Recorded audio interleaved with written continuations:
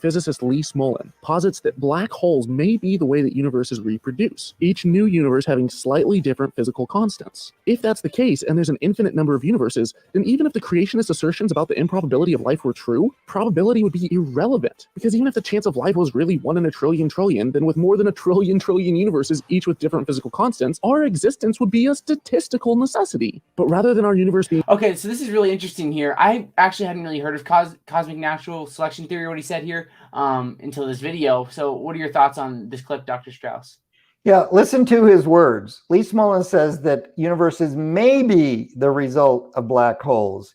And if that's the case, so this is just mere speculation. I mean, when you read, for instance, we talked a lot about Luke Barnes and Geraint Lewis's book, A Fortunate Universe, and they both agree the universe is finely tuned. And one is a Christian and one is an atheist.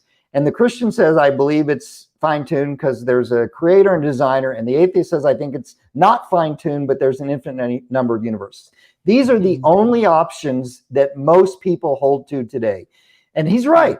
If there are an infinite number of universes, or 10 to the 500, as certain string landscapes give you, then we might happen to be in the right one. Now, there's lots of problems with that. I give a talk on string theory and multiverses and the problems. You still have to have fine tuning. We still don't know necessarily that the landscape of string theory would be actualized. There's lots of issues there. So again, this is just a wishful thinking speculation. And we might never have any evidence for it. In fact, it's highly likely that we'll never have any evidence for multiverses. So this is truly blind faith. I call this atheism of the gaps. Everything we see in this universe looks fine-tuned. But if there's a multiverse, then maybe we just happen to live in the 1 out of 10 to the 500 universes that can support life, with no evidence whatsoever that that's the case. That is taking a gap in our knowledge and filling it with atheism, because everything that we know looks like a finely tuned universe. So Christians are often accused of filling in gaps with God, but this is truly the ultimate atheism of the gaps, to put all your eggs in the basket of a multiverse. And by the way, even if we find a multiverse, depending on what multiverse it is, because there's lots of different models, it may still be fine-tuned, and there may still be no universes that are suitable for life in that model. So again, he's throwing out speculation and putting all his hope in something that is completely, has no evidence for it whatsoever. Some mathematics that might point to it, I will give him that. And that's the reason for fine-tuning. But all you have to do is listen to his language. You know, it may be, and if it's the case, and is there any evidence that it is? Absolutely not. Yeah, it's interesting. Like, I was thinking about Richard Swinburne, who talks about, like, when we're trying to, like, craft, like, should we be like a theist or an atheist or something else? Like, we want like a worldview that has a lot of explanatory power and something that's like very simple.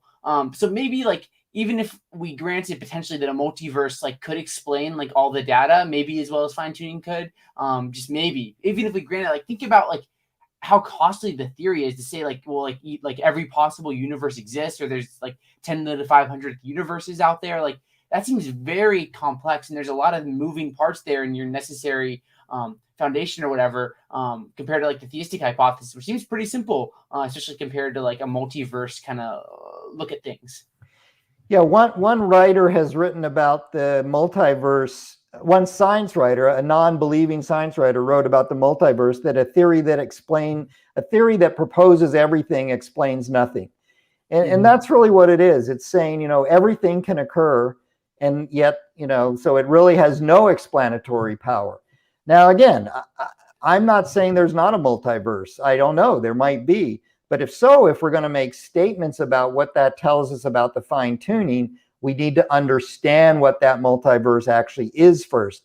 Whenever we've discovered more about the universe, it's become more finely tuned, not less. Even the size of the universe, as we've already talked about briefly.